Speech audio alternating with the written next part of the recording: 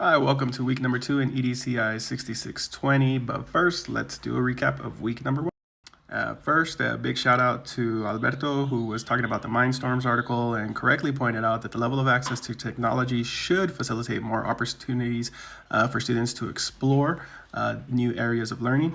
And then he relates this to his own experience as a math teacher and how he encourages students not to memorize formulas, but to understand why formulas work. And then Philip talks about how a lot of our modern structures in education show that Thorndike's ideas are much more prevalent than Dewey's ideas. And he goes on to push against the concept of best practices, saying that we can't just copy and paste the best practice, rather we have to understand our own students and what would work best for them.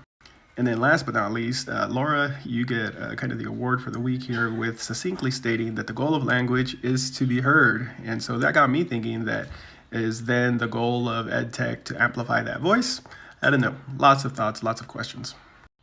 So this week it's all about leadership through the lens of student agency. You're going to get all these examples of how children and the youth have participated in leaders through various movements throughout the 1900s, from the newsboy strikes in the late early 1900s to students walking out of schools and walking into schools throughout the century.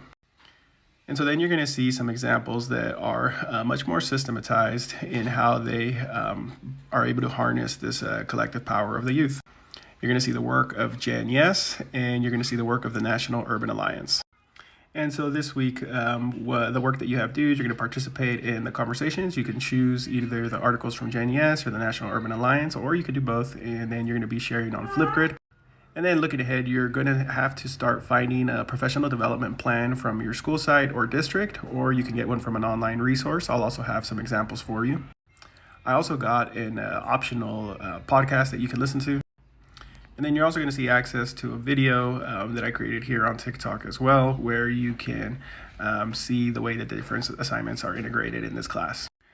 It's been a pleasure getting to meet you all on Flipgrid. I look forward to continue learning alongside you this week. Don't hesitate to reach out if you have any questions.